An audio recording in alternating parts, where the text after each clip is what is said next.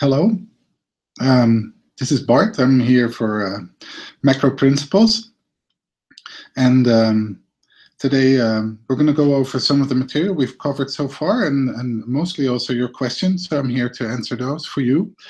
I'll give a little preview of what's to come in the rest of the course, and hopefully we'll get around to dealing with as many of the things that some of you are struggling with and that are kind of common stumbling blocks. What I'll do is I'll share my screen with you with a couple of points and show you some of the interactives to give you a better sense of what's going on. For those of you who are around, below your channel where you're watching this, you can use the live chat function to actually post questions if you're interested in asking me things and putting me on the spot and see where I can answer those directly. So let me start by saying that you've really learned so far the core of macroeconomics here, where you now know where the big demand and supply in the markets come from, because you've really intensively studied the theory of households and firms and what these theories add up to once you start adding them up in three main markets in the macroeconomy: the product market, the capital market, and the labor market. And what you've learned then is that if you think about it that way, then what matters for macroeconomic outcomes is what households want and what firms can produce. The first we call preferences, and the second we call technology, and that's captured by the production function. So those are the main concepts we've covered, and that's a lot. This course goes through a lot, and I hope that the interactives allow you to experiment with many of these things. So that's the first thing. So what we're going to do in the next weeks, you've already started doing that in week 4. I know many of you are still working on your midterms, but we've also gone through week 4. And in week 4, we've also looked at what can happen in markets when households and firms interact. In what sense can markets be efficient? And in what sense can there be sources that make markets inefficient? And when we talk about efficiency, there's basically 2 aspects of it. There's productive efficiency, think of it as nothing going to waste, and allocative efficiency, which means that once we choose the stuff once we choose an outcome where nothing goes to waste in the economy, it must be such that we can't make everyone better off by me sharing something with Alberto is here that he likes, and then he gives me back that I like more, so that we both get better. That would not be an efficient outcome. So those are kind of the main concepts that we've learned in the class so far. And then the other aspects that we really looked at is in the main data on this. Oh, and so you ended up looking at a lot of data at the end of part 3, asking 3 main questions in macroeconomics, namely, why do economies grow over time? Why are some countries so much richer than others? And why does economic activity fluctuate over time? Those fluctuations are called business cycles, and negative fluctuations in economic activity, so downturns in economic activity, are called recessions. So why are there recessions? And those are really the 3 main core questions that we're trying to answer. So what we're going to do in the next 3 weeks is the following. We started off with the circular flow diagram that didn't only have households in it and firms, but also government and a foreign sector. So in the next 3 weeks, we're going to look at the government itself and how the government gets revenue and spends its revenue on goods, public goods and services, as well as transfer payments. And then we're going to ask ourselves how the government can improve. So we'll do the first in part 1 of week 5, and that's basically asking about the accounting for government finances. We call those public finances.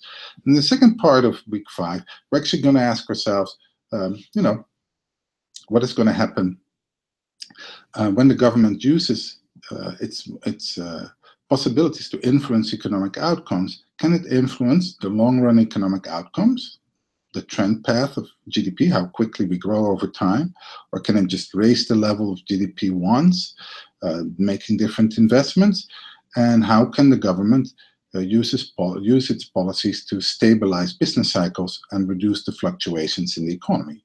The latter are called stabilization policies. The week afterwards, we're going to look at money. We haven't spoken about money yet, and so we'll do that the next week. We're going to ask ourselves, what's the role of money and what's the role of the central bank? And then in the final week, we're finally going to talk about international trade and add foreigners to our whole concept of the macroeconomy, and think about what are the benefits of trade, what are the costs of restricting trade, what could be the potential benefits of restricting trade, and how do we measure the value of the dollar or of any other currency in terms of the currencies of countries that that a country trades with. That's called the exchange rate.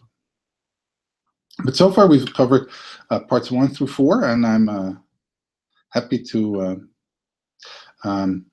talk about different parts here. So the first thing that we can think about is what are the magnitudes of the different effects when we talk about the growth rate of the economy, as well as how different countries are from each other.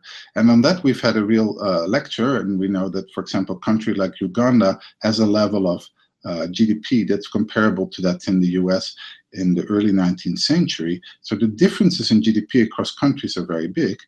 And we grow at, the industrialized countries grow at a little bit less than 3% a year, and GDP per capita, because population grows at about 1 to 1.5% a year, GDP per capita grows at around 1.5 to 2% a year. And then the other question you can ask yourself, which you can see has been asked here on the live chat board, is how long does a business cycle last? Now that, I think, is a great question, and the answer to that depends a little on what time period we look at. So for that question, let me go back to some of the course material for you. I'll look it up, and then I'll share my screen with you, and I'll show you a time series chart of the growth rate of real GDP per capita, and then we're going to look at something called recession shading, which are the gray bars. Those are the recession dates that economists at the National Bureau of Economic Research have determined for the U.S. economy. And what you'll see is it's kind of interesting. So give me 1 second, and I'll look up the relevant part of the course for you.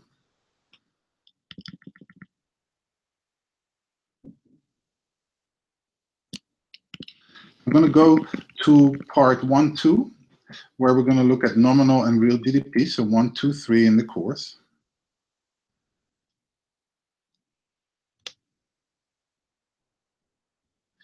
And I'll show you the first slide from 1, 2, 3, 4. Let me share my screen with you so you can see it as well.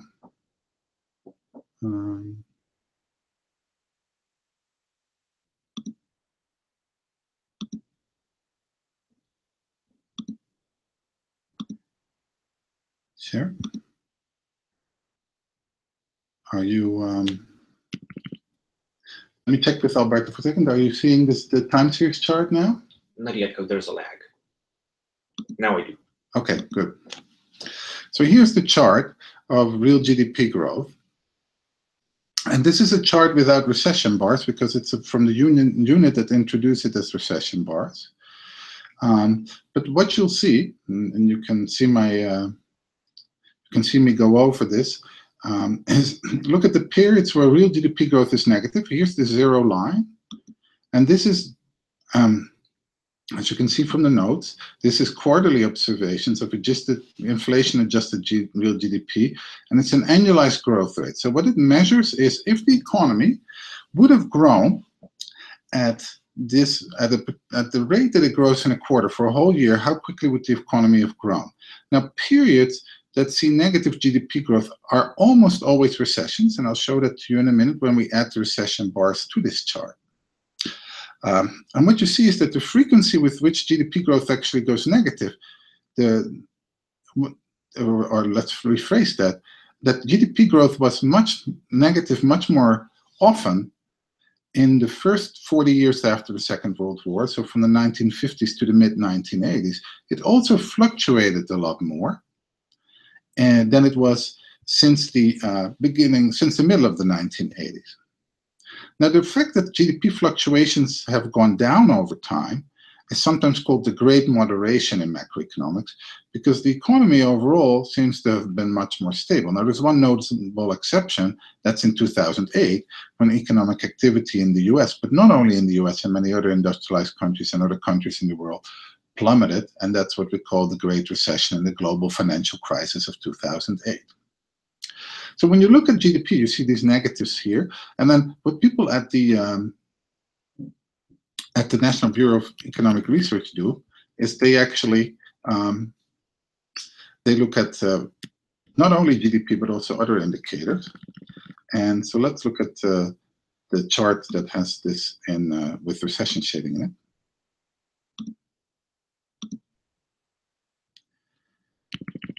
But here's the same one, but then with recession shading.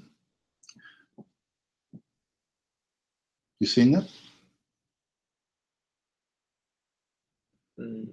Yeah.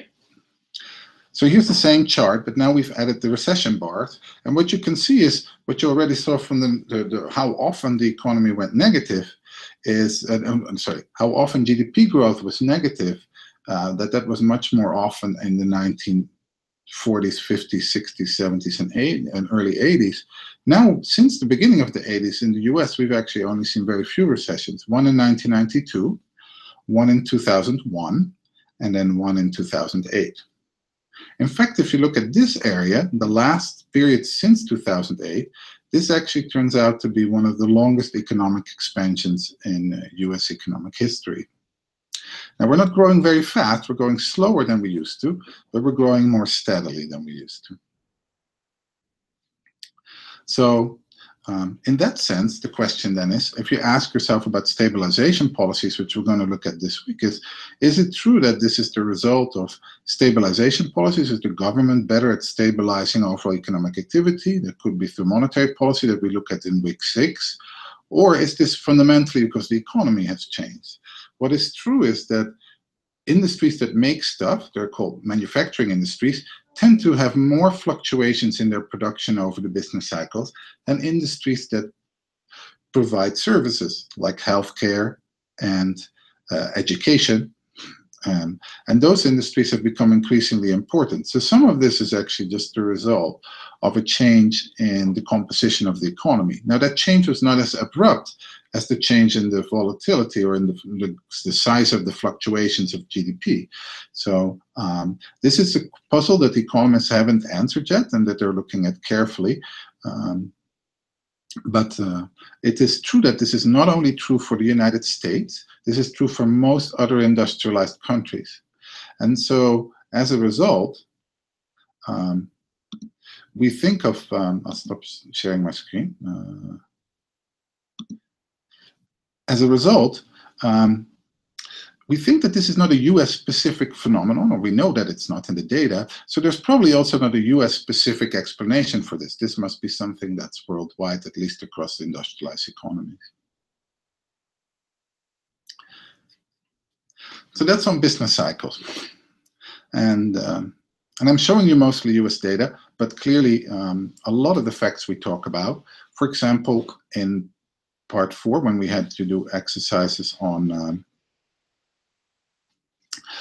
how variables co-move over the business cycle, and which turns out to be almost all the variables we look at: consumption, investment, output, the real wage, the real interest rate.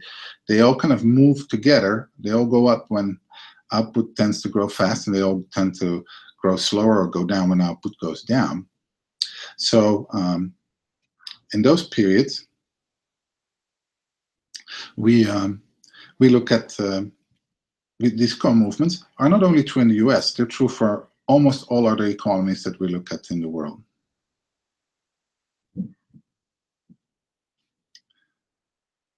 So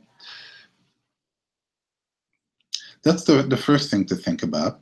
Now, the second thing to think about is, as you're asking, is how do we think about, the question here is, how do we know we are near another recession in the future? And that's a very good question. Now, this class is not about forecasting, but it is important to think about what we can use, what economic data we could look at to think about that. Variables that tell us that are ahead of other variables in the business cycle are sometimes called leading indicators. And so the question then is, what are leading indicators for economic activity? A couple of things tend to lead the economy, and the way people feel. So there's actually surveys of consumer and business sentiment, where we ask consumers how they feel about the overall economy. The other thing that tends to lead a little is when people start filing for unemployment insurance claims.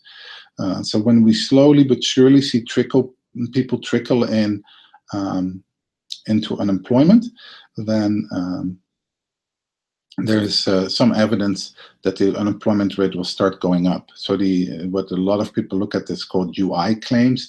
These are weekly data, and people look at those to think about whether the labor market is deteriorating. What happens in a normal labor market cycle, you saw that a little bit in part 4.2 when we looked at separations and quits, is that in a recession, let me pull that slide up for you while I'm talking. In a recession basically often starts with a round of layoffs where people actually get laid off from their jobs. The unemployment rate then stays really high for a while because it's just hard for those people who are laid off, and also for people who graduate from school who haven't been laid off but they start looking for a job, to actually find a job again. Let me go to that part on search fictions, which is part 4.2.4, and show you a little bit on those separations. With me for a second, because I have to look up the slide where this is relevant.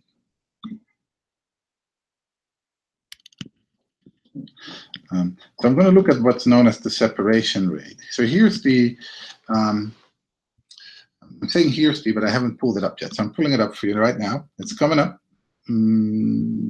There you are.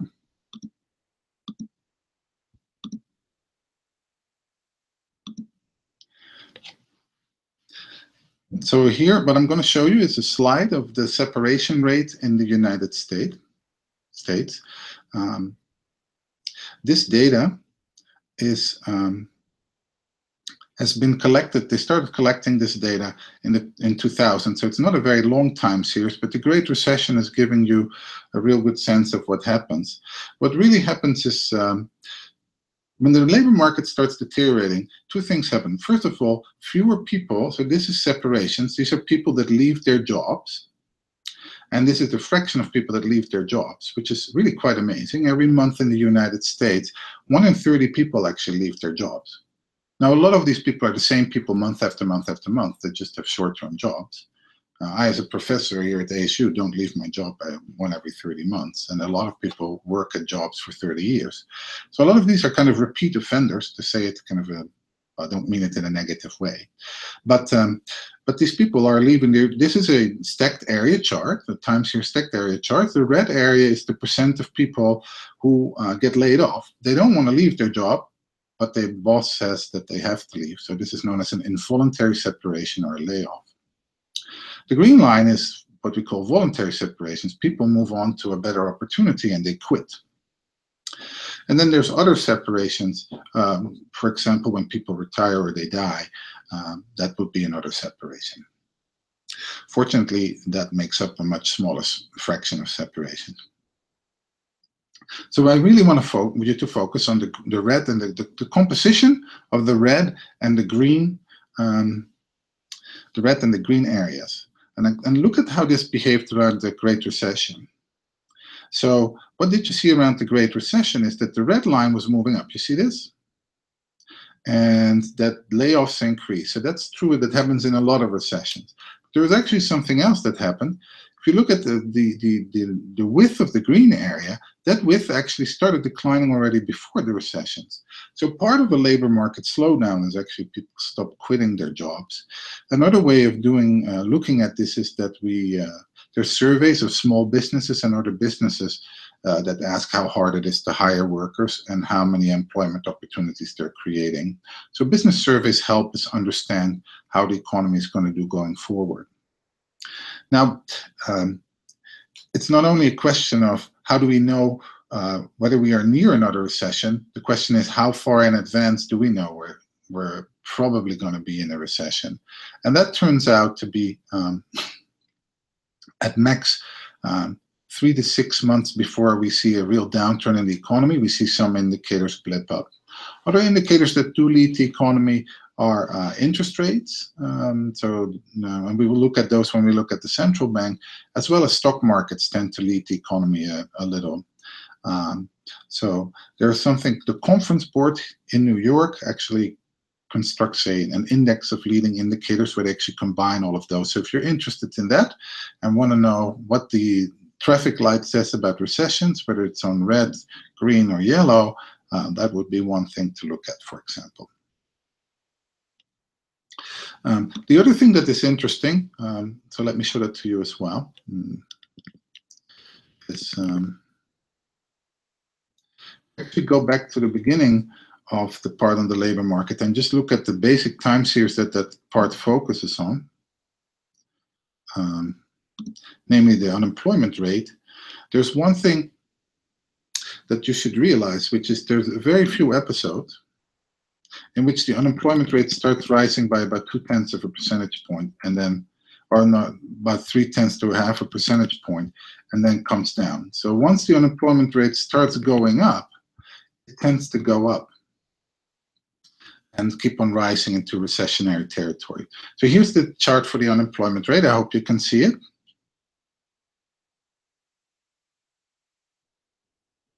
There you are.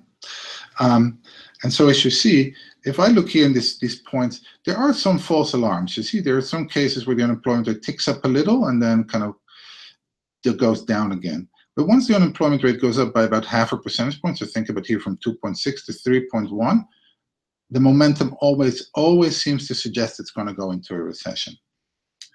So this is not the latest data. This goes to basically the beginning of 2017. So far, we have been bumping around with the unemployment rate around 4.5%, and some months it's 4.3, some months it's 4.4, but nothing major. But if you would see an increase from, say, 4.5% to 5%, that would be an indication that we're heading in a recession. If not, we're already in there. Now, the unemployment rate in the United States behaves a little bit different from other countries because it tends to come back down again. It will take a while before the unemployment rate comes down. But for example, in countries like France or Spain, it takes much longer to do that. And in some countries, because of changes in legislation and other reasons, the unemployment rate has remained very high after recessions.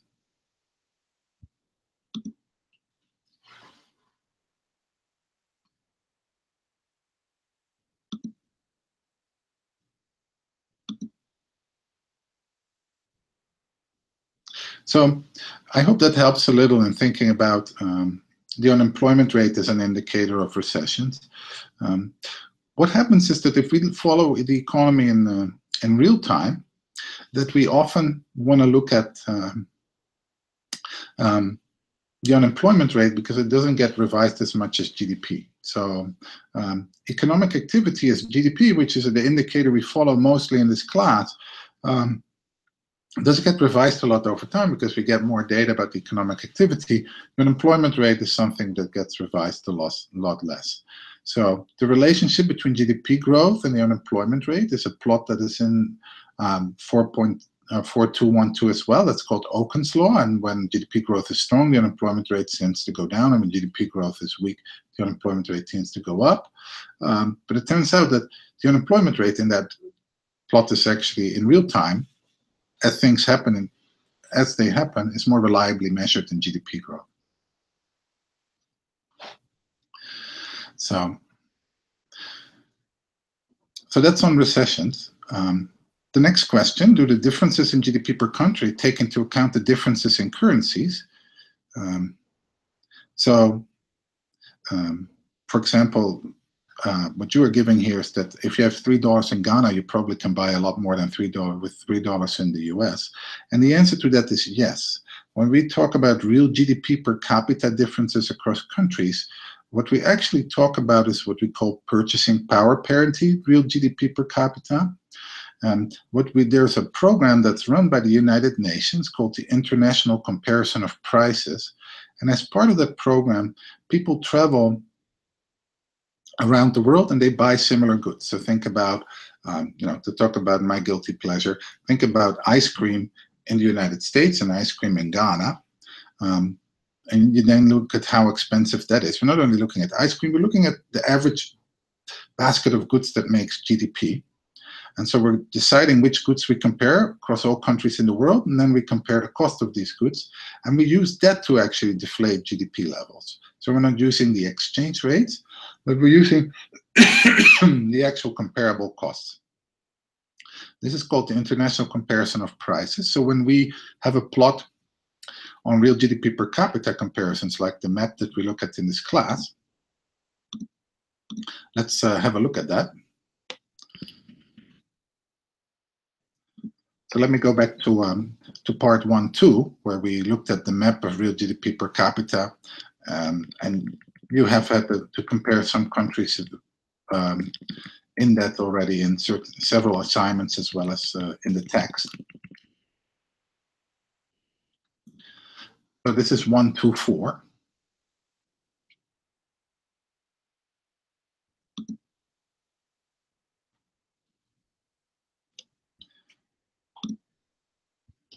So this is a map from 1.243.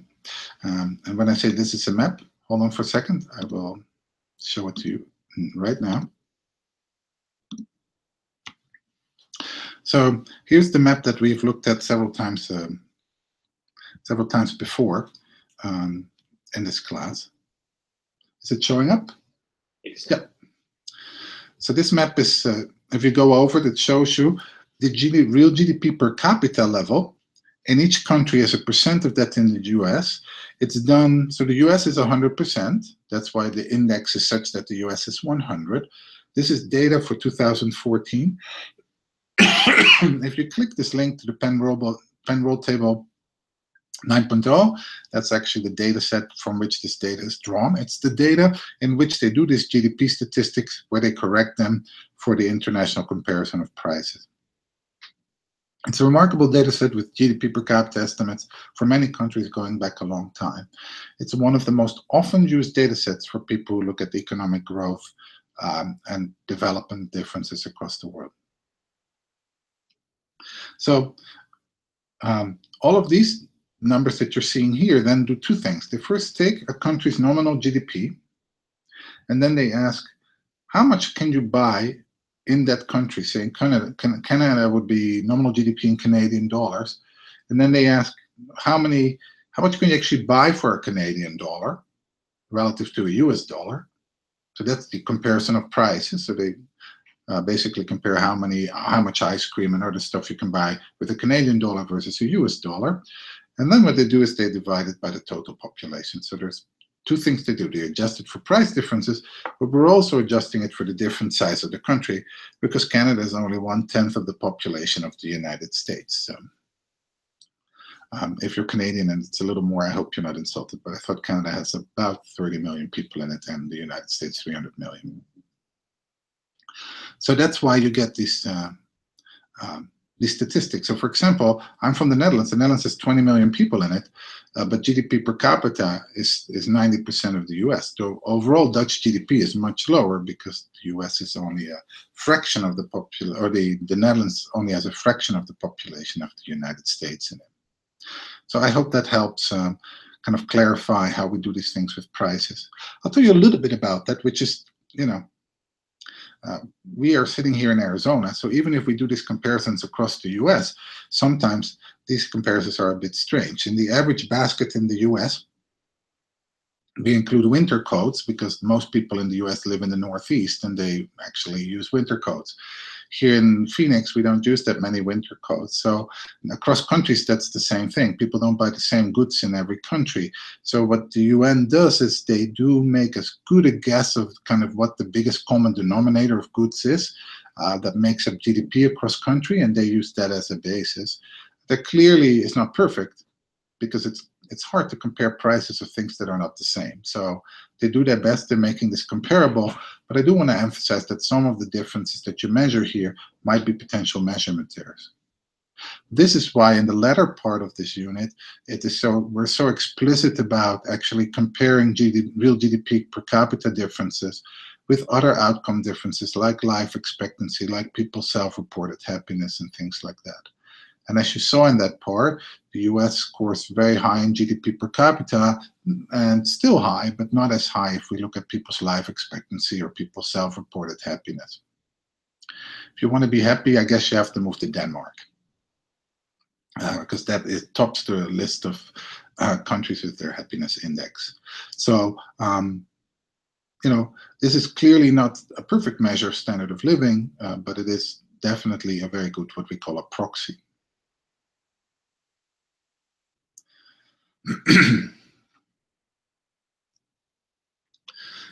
Now, it is true that the government would like us to believe that the economy is doing better than we think it is. And so one of the questions is whether governments would actually manipulate national statistics in order to paint a more rosy picture of economic outcomes than there really are. I want to say two things about it. One is US specific, which is the US federal statistical agencies are extremely independent although they're part of the government, the way they calculate their statistics is very independent from the rest of the government. So in the United States, I would doubt that that's the case. There's always discussions about methodologies, but in the end, you can go to the Bureau of Economic Analysis website, the Bureau of Labor Statistics website. In fact, there's plenty of links in this course that allow you to click on them and go there. What these agencies have done, which I think is a really good strategy, is to say, let's be as transparent as we can be about how we calculate these numbers, because the more transparent we are, the less people can claim that we are kind of trying to make them up, because people could, in principle, almost reproduce them. Now, in fact, the unemployment rate you can reproduce. You can calculate, or you can actually download the underlying survey data that the Census Bureau collects on behalf of the Bureau of Labor Statistics. That's part of the current population survey. As you hear, I'm a data geek. I like this stuff, but it is important to realize that although it might sound like countries want to make up these statistics to give a more rosy picture, in fact, statistical agencies in most industrialized countries are pretty independent from the government. On top of that, these statistics are also looked at by international agencies, and sometimes adjustments are made to make them comparable across countries. And that some of these adjustments reflect adjustments for the way countries do specific calculations that might make things better than they really are. So my answer to this would be, yes, there is an incentive to paint a rosy picture in economic statistics, but there's a lot of checks and balances in place in most countries to prevent that from happening. Cases like inflation data in Argentina and also in Zimbabwe during hyperinflation, where that was not the case, but those are more the exception than they are the rule. Overall, economic data provide a pretty good picture of standards of living and economic outcome. What is actually, I think, a bigger issue with economic data is that in real time, some of economic outcomes are hard to measure. And so we don't have a reliable measure simply because we don't have all the data ready to make an instant judgment call about how the economy is doing. That stuff comes in with a delay. So I think that's a bigger problem than the actual government influence over the statistics. So now that doesn't mean that sometimes politicians express criticism of economic statistics and express that they want them to be recalculated. I can tell you that overall there's a real hesitance of doing that in statistical agencies. But more importantly, the international comparable statistics will then be readjusted to satisfy international standards. For example, GDP across countries needs to satisfy to international system of national account standards. And adjustments are being made by organizations like the UN, like the OECD, to make sure these data are comparable.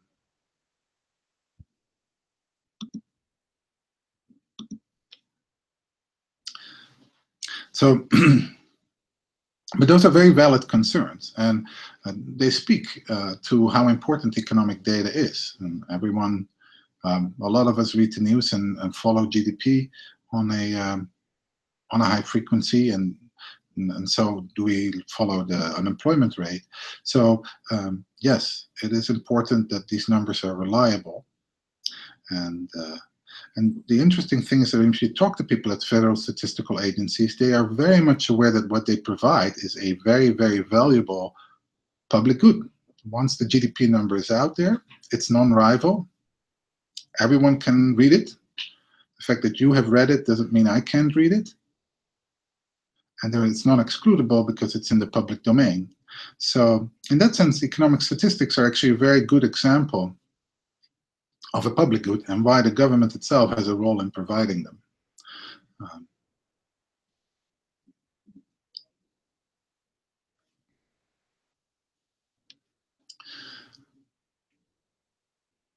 So that's, if you don't have any more questions, what I can do is go over a couple of diagrams that seem to have provided some of you with some problems on the quizzes.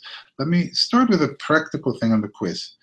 If a question has checkboxes, remember that more than one answer is possible. This increases the number of possible answers by a lot of permutations, I'm aware of that.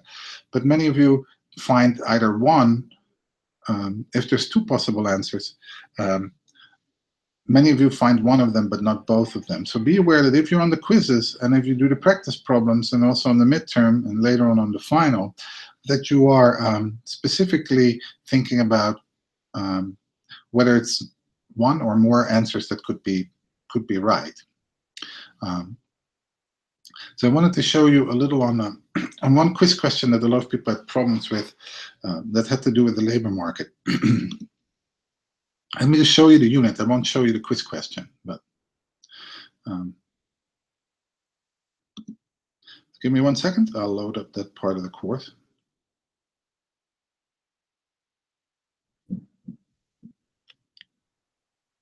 So I'm going to go to the part on the labor market and just the standard labor market before we introduce any distortions or anything.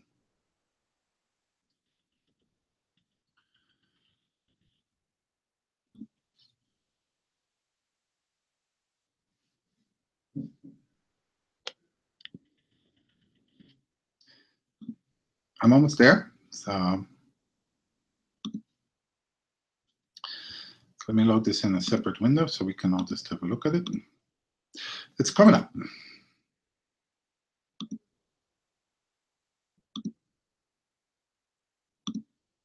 Oh. Do my whole screen.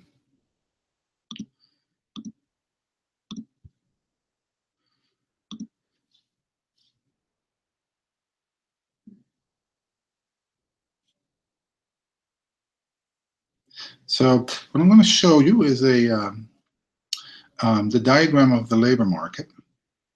And the labor market is nothing more than any market we look at. It's just that we label things a little differently. Remember that what we put on the vertical axis in a market diagram is the price. In the standard labor market diagram, that price is the real wage. It's the amount of consumption goods you can buy for an hour of work. And then the total hours worked is the quantity in the market. What you see here is that we have the labor demand curve here.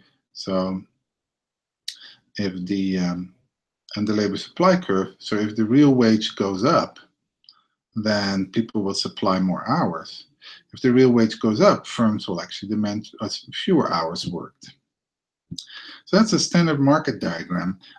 One of the quiz questions was about the market response to a shift in the demand curve. And it says if the demand curve, so let's reset this for a second for you. If the demand curve shifts out, what happens? And so it had checkboxes, and the trick is obviously two things happen. Something happens on the vertical axis and something happens on the horizontal axis. What happens on the vertical axis, let's look at that again. If we look at the equilibrium real wage here, it's moving from here to here, so it's going up. But at the same time, look at what happens to equilibrium real hours. or equilibrium hours in the market. That also goes up. So that quiz question had 2 right answers with checkboxes. Many of you actually put in only one. So this is one where 50% of you had it right and 50% of you had it wrong. Most questions, the percentages right are much higher than that, fortunately. But I wanted to show this to you to be aware that once you have a diagram like this where there's a lot of moving parts, make sure that you think through every possible answer in front of a checkbox and think through whether that could be right or not. Now, in that question, particularly, the other options were that the real wage was going down and hours were going down. Those are clearly inconsistent. You can't do both go up and down. So those, you can, once you rule one in, you rule the other one out. But I do want to emphasize that that's something that's gone wrong at several quiz questions. And that could really help you in the course going forward.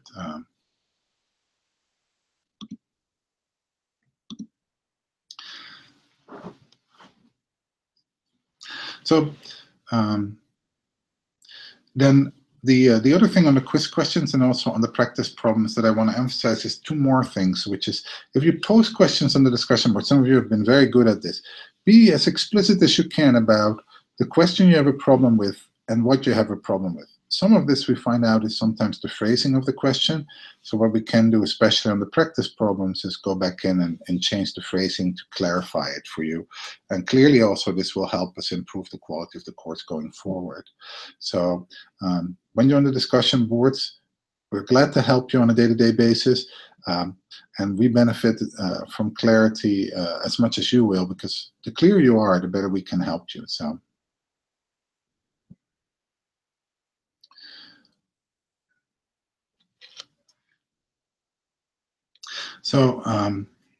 yeah, that's on the quiz question on the labor market.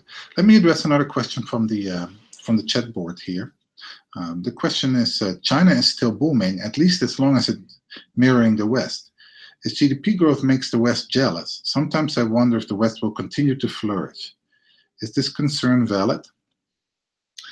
Well, I'm not a long-run forecaster necessarily, but I think what you're seeing is, what you've learned in the class here is this. What determines the long-run outcome of the pace of economic growth?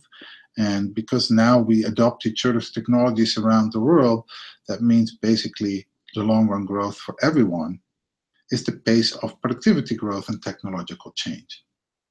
So think of technology as really being the engine for long-run growth. So what's happening in China is that at the moment, China is very good at adopting technologies from other countries. In fact, as you'll see when we discuss fiscal policy this week, and we talk about some of the long-run effects of fiscal policy, where leading countries in the world tend to innovate. China, for the longest time, although that's changing slowly, because quality of education and R&D in China is really improving over time. But China, for the longest time, has had specific policies that required foreign investors in China to basically give some of the knowledge and their technological knowledge to Chinese firms. And this is a deliberate policy to stimulate what's known as technology transfers. Now, China's not the first country to benefit from technology transfers. The US did, actually, with the cotton industry and cotton manufacturing from Great Britain at the start of the Industrial Revolution. But the US has also very deliberately helped with technology transfers to countries like Taiwan and South Korea, as well as Japan and Western Europe, as part of the Marshall Plan and as part of after the Second World War, largely to increase the market for US products, as well as to improve global political stability. Now, China has done the same, has taken a lesson out of the textbook and decided that if countries want to have access to the Chinese market, they need to share some of their technological knowledge. And as the result, some of the things like Facebook now have their own Chinese variation done by Chinese firms. Now, obviously, you can do that as long as you haven't acquired everything, all the knowledge that other people already have. The real question is what's going to drive technological progress going forward? Now, and that's really where we have a major concern. There's a big discussion between economists about this. There's a group of economists who think that we're slowly but surely running out of new ideas. The most vocal advocate of this story is Robert Gordon, who's a professor at Northwestern University. And then there's a group of technology believers who feel that we are on the verge of a brand new world, a brave new world with automation, new technologies, robots, things that are really going to change our life. Facial recognition today is the premiere of the new iPhone that you can unlock by looking at the screen. And so the result of all of this is that we're not quite clear what the potential is of new technologies going forward.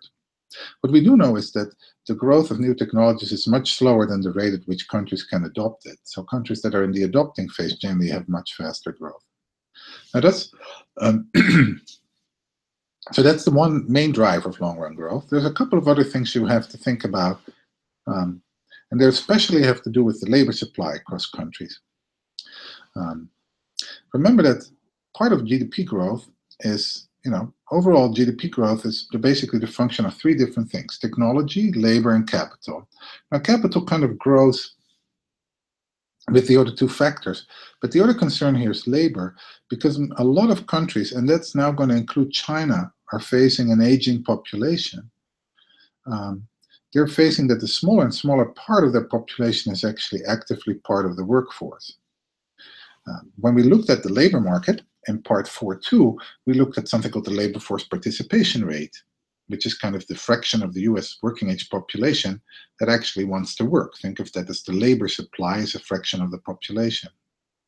That is declining in the United States, and in other countries we're starting to see the same thing. In fact, Germany is in a country where this is a big concern. There's elections in Germany right now, and Germany has done really well over the last 15 years. But we're not so sure whether that can continue going forward. So even when we talk about China now, these things that are there and are concern for the West can be a concern for China going forward. So what do we need to continue to flourish? Well, first of all, we need new ideas that make us all productive. As you'll see this week, we need good government institutions that make sure that property rights and laws are enforced in a way that make us more productive and that make people willing to invest in things.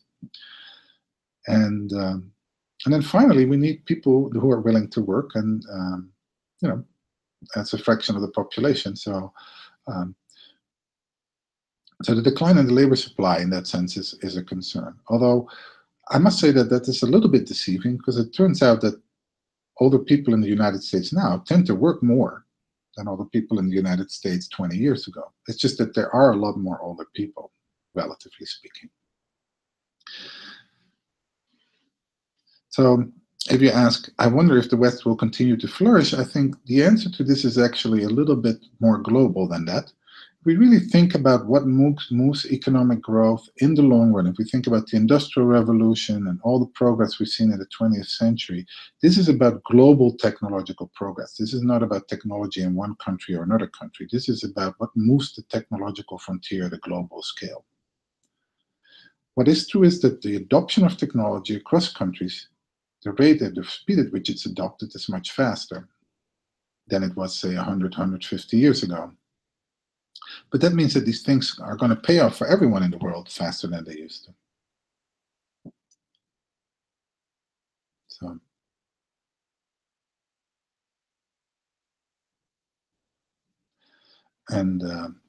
So global technological progress is really a big concern, because if we actually look at productivity growth across countries, so what I showed in the course and what we included in the course was productivity growth slowing in the United States over the last 10 years. But data suggests that this is actually true across most industrialized countries. And that means that the frontier is not growing that fast. And in the long run, that's not good for anyone. So this is not something about Europe versus the US, or Japan versus the US, or Japan versus China. If at the end the rate at which we invent new ideas is declining, then that's a big concern.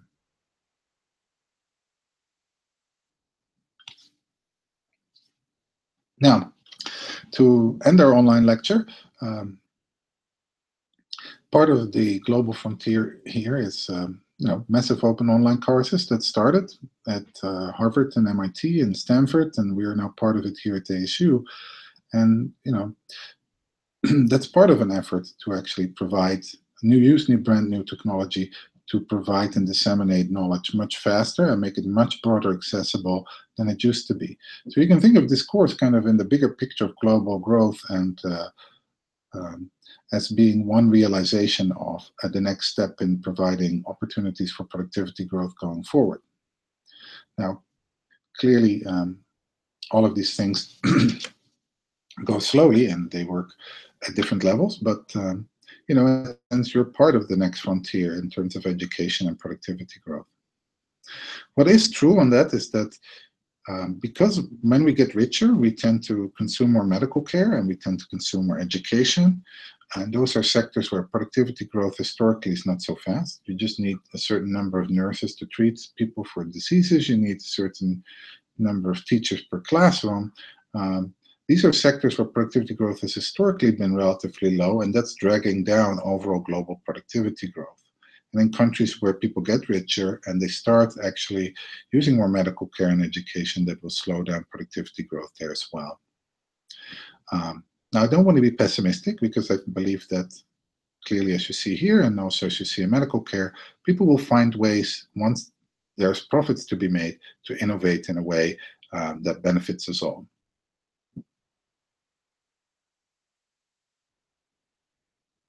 Okay, so I will let me complete this session for wrap it up. I will be online some more this semester, so we will talk. There'll be announcements that are part of your email and as well as on the discussion boards. Please check the discussion boards because we can update those in real time. We don't want to fill your email inbox with messages the whole week. So make sure that you keep up to date on the discussion boards. Learn from others. And learn from us if we post replies that are useful to you. We have 3 more weeks to go, and I will definitely be online one more time before the final comes so that you can ask the questions you have then. The last half of week 7 is actually review, so at the end, week 7 will give you enough time to prepare for the final. I hope you're enjoying this course as much as I am enjoying teaching it, and we as a team have enjoyed preparing it for you. And we're looking forward to your work on the rest of the course and your feedback on it as well. Thank you very much, and I'll see you soon. Bye.